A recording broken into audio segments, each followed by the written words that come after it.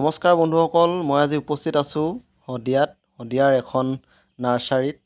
নতুনকৈ এই নাৰ্চাৰীখন আৰম্ভ কৰিছে শদিয়াৰ এজন উদ্যমী ব্যক্তি সদাগৰ গগৈয়ে। এই নাৰ্চাৰীখনত বিভিন্ন দামী গছপুলি থকা আমি দেখিবলৈ পাইছোঁ। এই গছপুলিবিলাকনো কি হয় আপোনালোকে অলপ পাছতে গম পাব। এইবিলাক গছপুলি হৈছে কিছুমান আছে ডালিমৰ পুলি, বগা চন্দন আৰু ৰঙা চন্দনৰ পুলি, আৰু এটা অতি দামী গছপুলি ইয়াত এই নাৰ্চাৰীত লগোৱা হৈছে। ভৱিষ্যতে আপোনালোকে আহি এই নাৰ্চাৰীখনৰ পৰা এই দামী গছপুলিবিধ আপোনালোকে সংগ্ৰহ কৰিব পাৰিব। এই দামী গছপুলিটো হৈছে আফ্ৰিকান মেঘগানি বুলি কোৱা হয়। ইয়াৰ বহুত এটা দামী এটা কাঠ। এই দামী কাঠৰ এই গছপুলিবিলাক ইয়াত প্লেণ্টেশ্যন কৰা হৈছে। আৰু আপোনালোকে যদি কিনিব বিচাৰে এই মেঘগনি কাঠৰ গছৰ পুলি বা অন্যান্য গছৰ পুলিবিলাক যদি আপুনি কিনিব বিচাৰে, তেনে ওপৰত আপোনালোকে দেখিছে যোগাযোগৰ নম্বৰ দিয়া আছে। স্থান আছে চাউলখোৱা নগাঁও শদিয়া। যোগাযোগৰ নম্বৰ 8822676404। আৰু আপোনালোকে আহিলে চপাখোৱাৰ পৰা প্ৰায় 8-9 কিলোমিটাৰ দূৰত এই ঠাইখন অৱস্থিত, চাউলখোৱা নগাঁও বুলি যিখন গাঁও, য'ত এই নাৰ্চাৰীখন আছে।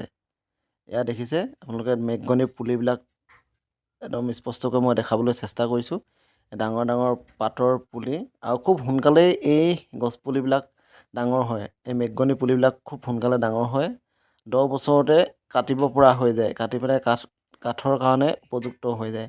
গতিকে আপোনালোকে এই মেঘগনি পুলিবিলাক যদি লগায়, তেতিয়াহ'লে এটা ব্যৱসায় ভিত্তিত লগালে আপোনালোকে লাভৱান হ'ব। আহকচোন তেওঁৰ মুখেৰে এই নাৰ্চাৰীখনৰ কথা কিছু কথা জানো।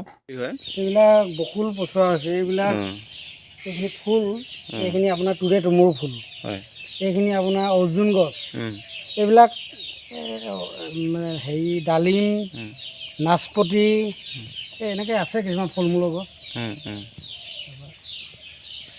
এইখিনি কি গছ? আপোনাৰ 2.5 ফুট 3 ফুটৰ মেঘগনি, আফ্ৰিকান মেঘগনি, চুৱেটনিয়া। কিবা বিশেষত্ব আছে নেকি গছবিলাক? কি কামত লাগে এইটো? এইবিলাক মানে এনেই আমি যিমতে জানো, আৰু আপোনালোকে গুগলত চাই ল'ব পাৰে। এইটোতো পৃথিৱীৰ আটাইতকৈ দামী কাঠ বুলি কয়। ইয়াৰ যিটো কাঠ হ'ব, সেইটো আপোনাৰ এনেইতো এইটো আপোনাৰ 10 বছৰৰ পৰা কাটিব পাৰে বুলি কয়।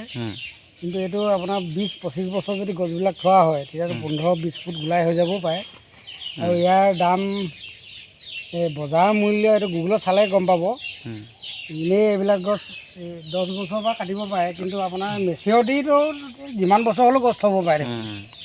ইয়াৰ কাঠটো মানে পৃথিৱীৰ আটাইতকৈ দামী কাঠ বুলি কয়। কিবা ঔষধি গুণ আছে নেকি? ঔষধি গুণ মানে ইয়াৰ গুটিটো 5 বছৰ মূৰে লাগে। যেতিয়া আপোনাৰ 6-7 বছৰ গছজোপা হ'ব, তেতিয়া গুটি লাগিব। আৰু গুটি লাগিব মানে ইয়াৰ গুটিটো আপোনাৰ হাৰ্টৰ বেমাৰৰ কাৰণে লাগে বুলি কয়। হৃদৰোগৰ কাৰণে। আৰু পাতবিলাক ইয়াৰ কিলাৰ বনাই পেলাই, মহ খেদোৱা কিলাৰ। আৰু এই গছটো মানে ইমান জল্দি ডাঙৰ হ'ব নহয়, ভাবিব নোৱাৰে। মানে একে বছৰতে আপুনি এই বছৰ যদি এইখিনি ৰুৱে গৈ, এইখিনি আপোনাৰ এই বছৰতে আপোনাৰ 10 ফুটমান হৈ যাব, 10 ফুট হৈ যাব। এতিয়া এইখিনিয়ে 3 মাহ হৈছে, 2.5 ফুট 3 ফুট, 2.5 ফুট 3 ফুট আছে। এনেকৈ মেঘগনি, অষ্ট্ৰেলিয়ান পাইন, ৰবৰ প্লান, কিবা কিবি এইবিলাক ধেৰ আছে। অষ্ট্ৰেলিয়ান পাইন, ৰবৰ পাইন ন? ৰবৰ প্লান বুলি কয়। ৰবৰ প্লান, হয়। এইবিলাকৰ পাব বিচাৰিলে 2-এজোপা। এইখিনিও মেঘগনি নেকি? মেঘগনি নতুনকৈ দিছোঁ। নতুন নি পেলাই আছে। 2 সপ্তাহমান আছে। হয়, হয়। তাৰপাছত এইবিলাক মেঘগনি ইয়াত আপোনাৰ এইখিনি আপোনাৰ 1.5 ফুট 2 ফুট, এইখিনি আপোনাৰ আছে। ইয়াতো 2000মান পুলি আছে। 2000মান আছে ইয়াত। আকৌ এইফালে এইবিলাক ৰঙা চন্দন আৰু বগা চন্দন, ৰেড চন্দাল আৰু হোৱাইট চন্দাল বুলি কয় যিটো ইংৰাজীত, এইখিনি আছে। চেণ্ডেলউড। এতিয়া কাৰোবাক যদি মানে কোনোবাই যদি বিচাৰে, মোৰতো বেচিব পৰা অৱস্থাত হৈ গৈছে এতিয়া, আৰু পচাই আছোঁ বহুত। এতিয়া ইয়াৰ দামবিলাকতো পাছত কথা পাতিলে গম পাই যাব, বৰ বেছি দাম নলওঁ। ঠিক আছে, মই যোগাযোগৰ নম্বৰ দি দিম ইয়াত, তেতিয়া মানে গম পাই যাব। এনেই মোৰ যোগাযোগৰ নাম্বাৰটো হৈছে চাউলখোৱা নগাঁও শদিয়া, সদাগৰ গগৈ। আপোনাৰ ফোন নম্বৰটো হৈছে 8822676404।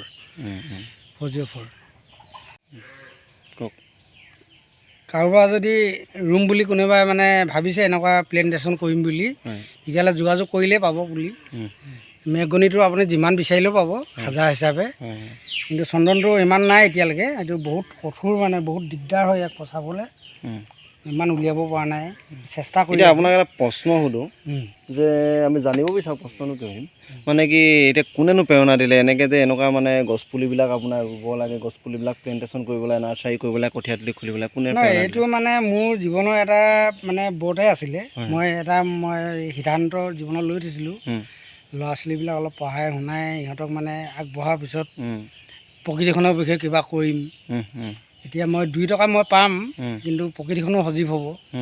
যিটো আমাৰ এতিয়া প্ৰাকৃতিক পৰিৱেশ যিমতে বেয়া হৈছে, গ্ল'বেল ৱাৰ্মিং হৈছে, এইবিলাক মই এনেই মানে এইবিলাক প্ৰেৰণা এতিয়া পোৱা নহয়। মই এতিয়া এই যাদৱ পায়েঙৰ সেইবিলাকো চাওঁ বহুত। আমিতো সিমানটো কৰিব নোৱাৰোঁ, তথাপিতো কিবা এটা অলপমান প্ৰকৃতিখনক সহায় কৰি থৈ যাব পাৰিম বুলি এই বৰ্তমান হাত দিছোঁ আৰু নাৰ্চাৰীত। যদি মানে ফলপ্ৰসূ হয় তেতিয়াহ'লেতো মই বহুত ডাঙৰ কৰিম বুলি ভাবিছোঁ নাৰ্চাৰীখন। ধন্যবাদ। লাখ লাখ মানে পুলি যোগান দিম বুলি ভাবিছোঁ। কম ৰেটত দিম, তাৰমানে এতিয়া কলিকতাত বা অন্য জেগাত যিমান লয়, তাত যিমানত পাই মানে মই শদিয়াতে সিমানতে দিম, মানে অনা খৰচ নালাগে। তেনেকুৱা এটা চিন্তা কৰিছোঁ। ধন্যবাদ।